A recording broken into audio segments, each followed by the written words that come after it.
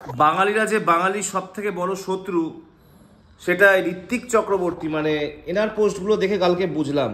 মানে এই বুদ্ধিজীবী আতেল ঋত্বিক চক্রবর্তী, কম বেশি কালকে সবাই জানো যে ঋত্বিক চক্রবর্তী এমন একটা পোস্ট দিয়েছে ফেসবুকে, যারা সিনেমা নিয়ে মাথা ঘামাতো তারা সবাই মোটামুটি জানো। মানে এত হিংসে দেবকে, আর যেটা মাস কমার্শিয়াল সিনেমা আজকে ভালো পারফর্মস করছে। অলরেডি দেব নিজেই জানিয়ে দিয়েছে 3 দিনে 3.5 কোটি টাকার বিজনেস করেছে বাংলা কমার্শিয়াল সিনেমা। প্রত্যেকটা শো ম্যাক্সিমাম হাউসফুল গেছে, যেটা ভাবা যায় না লাস্ট বছরে। সন্তান অনেক পেছনে, ঠিক আছে। ঋত্বিক চক্রবর্তীর মতো বুদ্ধিজীবীদের আজকে ঘুম উড়ে গেছে। কি পোস্ট করেছে সেটা অবশ্যই দেখাবো, ভিডিওটা পুরোটা দেখবে, স্কিপ করবে না, শেয়ার করবে। আমি বুঝতে পারি না এই আতেল বুদ্ধিজীবীগুলোর মানে কি এত হিংস, এদের জন্য কি ইন্ডাস্ট্রি আছে। বাঙালিকে যে কাকড়ার জাত বলে কেন জানেন? এই লোকগুলোর জন্য, এই ধরনের মানসিকতা। কেউ উঠলে তাকে ব্যঙ্গ করবে, তাকে ট্রল করবে, তাকে কি করে নিচু করা যায়, এটাই চেষ্টা। তো দেখা যাচ্ছে কি পোস্ট করেছে, আর পোস্টে তো কেউ ওকে সাপোর্ট করেনি ওই ভদ্রলোককে। মানে উনি মনে হয় ইচ্ছে করে, মানে ঋত্বিক চক্রবর্তী অবাকে। ঋত্বিক চক্রবর্তী, আপনার একটা কথা বলে দেখলেন দাদা, দেবের ক্ষমতা। আপনার নিজের পোস্টে তো কোনো লাইক কমেন্টস সেভাবে আসতো না, এদিকে আপনি নিজেকে সুপারস্টার বলেন, কিন্তু দেবকে নিয়ে বলে আপনি এত লাইক কমেন্টস পাচ্ছেন। দেখুন এখন প্রথম পোস্টটা আমি দেখাচ্ছি। শালা কি খুঁজে বেরিয়ে গেল। ঋত্বিক চক্রবর্তী প্রথম পোস্টটা আমি দেখাচ্ছি। চা দোকানের লোকটাকে এখনই বলতে শুনলাম সোশ্যাল কি ডিলেমায় দেখিয়েছিল, কিছু ছিচকে কিচ্ছু না বুঝে সিনেমা বাণিজ্য কমার্স দিয়ে নিজেদের জ্ঞাতজ্ঞানে জ্ঞান বিলিয়ে দেবে। অকাতরে আর কত সহজেই প্রমাণ করবে শিরায় শিরায় রক্ত, মাথায় কিন্তু গর্ত। আমি ট্রেন্ড অনুযায়ী না বুঝেই শেয়ার করলাম কথাটা। এদিকে শিরায় শিরায় মানে মাথা, মানে কি বলতে চাইছে ঋত্বিক চক্রবর্তী? বলতে চাইছে যাতে শিরায় অনেক পড়ে না, শিরায় শিরায় রক্ত, আমরা দেবদার গর্ত। মানে ও বলতে চাইছে যারা এই কথাটা বলে তাদের মাথায় গর্ত, তাদের মাথায় কিছু নেই, তারা চায়ের দোকানে বসে, এরকম ধরনের একটা কিছু মিন করতে গেছে। মানে কতটা মানুষকে ছোট করে এই কমিউনিস্ট চিন্তাধারার লোকগুলো। সবাই বলছি না, কিন্তু এই ধরনের লোকটি কমিউনিস্ট, আমি খুব ভালো মতোই জানি। তো এরা মানুষকে কতটা ছোট করে আপনারা দেখলেন তো। তো এদের হচ্ছে মানসিকতার জন্য না, মানে কিছু মানে বাংলা সিনেমা কোনো উঠতে পারবে না। নিজেরা করুন, আজ সন্তান চলছে না, সেটা আপনার ফল্ট। আপনি তো নিজেও চেষ্টা করেছিলেন, দেখাচ্ছি দেখুন, দেখতে পাচ্ছেন? পাগল প্রেমী, এই সিনেমাটা ঋত্বিক দা অভিনয় করেছিল পাগল প্রেমীতে। কমার্শিয়াল মুভি, হিট করেনি। ওনারও ইচ্ছে ছিল সুপারস্টার হবেন, কিন্তু সুপারস্টার হতে পারেননি। সুপারস্টার অত সহজ না, আলাদা ট্যালেন্ট থাকতে হয়, আলাদা ব্যাপার ওরা থাকতে হয়। অভিনয় ভালো করলেই সুপারস্টার হওয়া যায় না। মানুষের মনে জায়গা করতে গেলে না মাটির মানুষ হতে হবে। এইভাবে আপনার এরকম মানসিকতা নিয়ে কোনোদিনও আপনি আর যাই হোক সুপারস্টার হতে পারবেন না।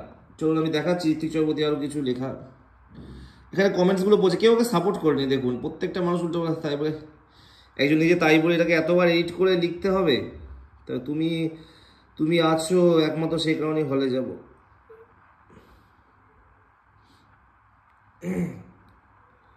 এই পোস্টটা করে আপনিও খাদানের প্রমোশন করলেন, ধন্যবাদ। এত হিংসে কেন? মানে এভাবে বড় হওয়া যায় না। হিংসা মানুষকে কতটুকু নিচে নামাতে পারে আপনাকে দেখেই বুঝলাম। একেই বলে নিচে না পারলে একজনকে।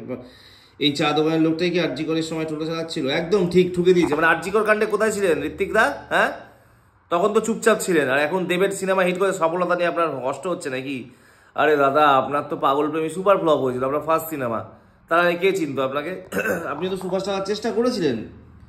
আরে ভাই, সবাই চায় নাম ফেম। আপনার সেই নাম ফেম পেতে গেলে আপনাকে এই জন্মে হবে না, তুই ভালো অভিনয় করুন। যাই হোক, এবার আমি দেখাচ্ছি আরও কিছু দেখাচ্ছি। উনি সব শুধু বকবক করেই যাচ্ছেন যে ভ্যানম্যানে মাঝে শুয়ে এলা গাধা, আর ফুটো করে ট্রোলারদের সরগমকে উপেক্ষা করে ফেসবুক তা উপভোক্তা দিয়ে ব্লক করা।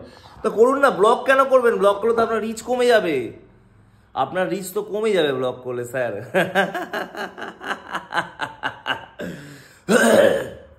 আপনার রিচ কমে যাবে ব্লক করলে। তাই বলছি একটু মনটা না উন্নত করুন। মানুষের পদে কাঠি করে কোনো বড় হওয়া যায় না। আজকে বলিউড বা সাউথে কেউ কোনো লোক করবে এরকম পদে কাঠি করবে? আরে সাউথে ধরুন একটা সিনেমা প্রবাসে সিনেমা চলছে বা আল্লু অর্জুনের সিনেমা চলছে, আজকে কোনো হিরো রজনীকান্ত বলবে যে কে আল্লুর এই ফুটো ব্লগার, এইসব ভুলভাল বলবে না। আপনাদের মতো আতেল বাঙালি বুদ্ধিজীবীদের ঘুমড়ে খাদানকে আরো হিট করা। আসলে কথা 8 মুভি করেন তো আপনারা। 8 মুভির লোকদের ভয় ধরে গেছে যে এবার তো কমার্শিয়াল মুভি উঠে গেলে আমাদের বাজার শেষ, কারণ আমাদের তো কমার্শিয়াল মুভিতে নেবে না। তো যাই হোক, আমি এইটুকুনি বলবো, ঋত্বিক বাবু একটু অহংকারটা করে দেখুন। ওনার অন্য পোস্টে সেরকম কোনো লাইক ফাইক আসে না, মাত্র 538টা লাইক। আর দেবকিনি 236টা লাইক। দেখুন 116টা লাইক অন্য পোস্টে, 109টা লাইক। এত বড় সুপারস্টার, তার নাকি 109খানা লাইক। হ্যাঁ, এর থেকে তো আমার লাইক বেশি পড়ে অনেক, 111টা লাইক। 92টা লাইকে নাকি সুপারস্টার। আর আজকে দেবকে নিয়ে যখন বলেছে উনি ট্রল করেছে তখন দেখুন 852, 1400, আর এটা তো 2100 লাইক পড়ে গেছে। সেটা ব্যাপার কথা। আমি ঋত্বিকদার আমি খুব ফ্যান ছিলাম, কিন্তু এই লেখাটা পড়ে না আমি সত্যি কথা খারাপ লাগলো, মানে খুব খারাপ লাগলো। এই লোকটি এরকম বলতো, লোকটা মানুষ হিসেবেও ভালো আমি জানি, ওনার সাথে পার্সোনালি আমি দেখা করেছি, দেখা হয়েও ছিল একবার, ওনার মনে নেই, আমার মতো ছোটো মানুষকে মনে রাখার দরকার নেই। কিন্তু এটা হচ্ছে যে উনি এরকম মানে আজ একটা লোক বড় হচ্ছে, একটা লোক বাংলা ইন্ডাস্ট্রিকে তোলার চেষ্টা করছে, তাকে নিয়ে ট্রল করার কোনো মানে আছে? আপনারাই বলুন না। তো আমার এই জিনিসটা খুব খারাপ লাগলো। যদি এরকম মানুষের কথা থাকে না, কোনোদিনও বাংলা ইন্ডাস্ট্রি উঠতে পারবে না। আজকে খাদান যেভাবে বিজনেস করে গেল, বাংলা কমার্শিয়াল মুভির জন্য স্বর্ণযুগ চলে এসছে, হিট বাংলা কমার্শিয়াল মুভি, আর কেউ ঠেকাতে পারবে না, জাস্ট ঠেকাতে পারবে না। দেবকে তো আর দেব এবার যা মুভি করবে, দেব সব মুভি মোটামুটি হিট। দেব তো অলরেডি স্টার্ট ছিল। মানুষের মন, ঋত্বিক বাবুকে বলো মানুষের মন অবধি পৌঁছানোর চেষ্টা করুন, মানুষের ভালোবাসা বোঝার চেষ্টা করুন।